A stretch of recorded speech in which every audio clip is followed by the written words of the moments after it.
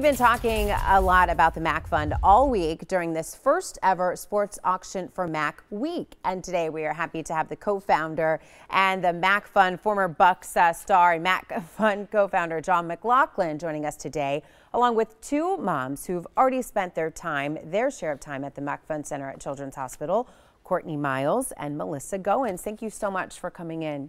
Thank you. So Courtney, if we can start with you. You have two boys going through treatment right now. Can you tell us about your sons and their prognosis? Yep. So a little bit different. We've got an older son, Leo, who's 9, who was diagnosed with a rare genetic condition called Noonan syndrome. And a part of that, a complication from that, is a bleeding disorder. And so he is being treated in the hematology part of the MACC Fund Center Clinic. Our youngest son, Bowen, is 5, and he is currently going through treatment for leukemia and was diagnosed at the age of 3. And so he receives his treatment in the oncology part of the MACC Fund Center Clinic. What is this like for your family to have two children going through this process? So, you know, initially, obviously very scary, very emotional. Leo's prognosis is very good. You know, he's doing great. We only go there for him every other year, so it's very, you know, low maintenance, if you will.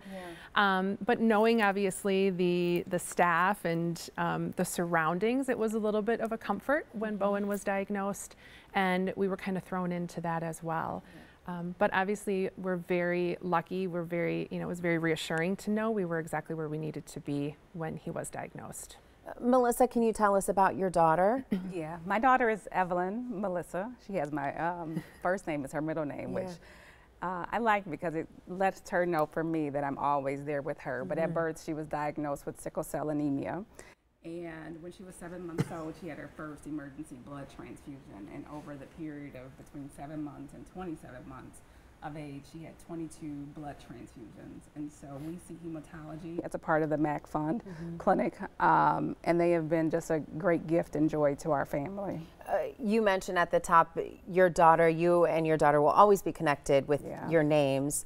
Is the MACC Fund, are they connected to your family now? Do you feel that connection? Yeah, so I'm on the MACC Fund's Emerging Leaders Board, and I did that very intentionally.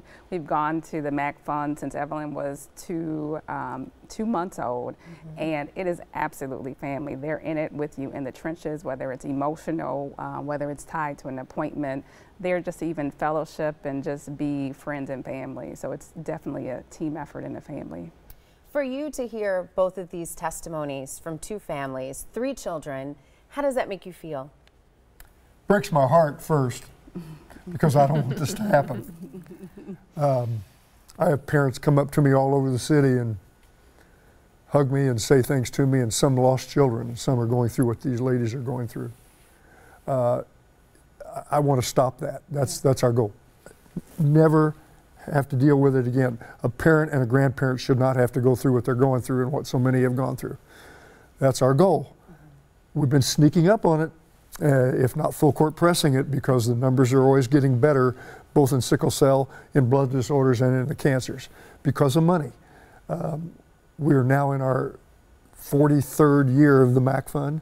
We've given $63 million, and the people of Wisconsin deserve all the credit.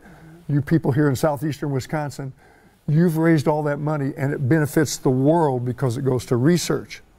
And I want to say this, and you didn't tell me to do this, this station is one of 3 organizations, the Milwaukee Bucks being one of the others, Women for MACC, and the Wisconsin basketball coaches, who have been with us for well over 38, 39, and 40 years in terms of raising money. You've stayed with us, and I want to thank all the talent, Joe Poss, the head guy, and this organization, because you've stayed with us, because it's about money. If we raise enough money and we give it to the right people, which you're doing, and have enough time, we're going to defeat these diseases so that mothers and fathers and grandparents don't have to go through this. Well, thank you for doing what you do. 43 years ago, could you ever imagine what is going on today? I'm asked that often. The answer is a flat out no. I didn't think that big, I didn't have that vision, but God did. And He's blessed this, He's guided us. And I think in the end, we're going to win because of God's direction. I couldn't see it. I wish I was a big enough thinker to see it, but it's worked out great because this community, this state, organizations like this station, they're staying with us and we're raising money and we're going to pay it off. Well, thank you all so much for coming in and sharing your story.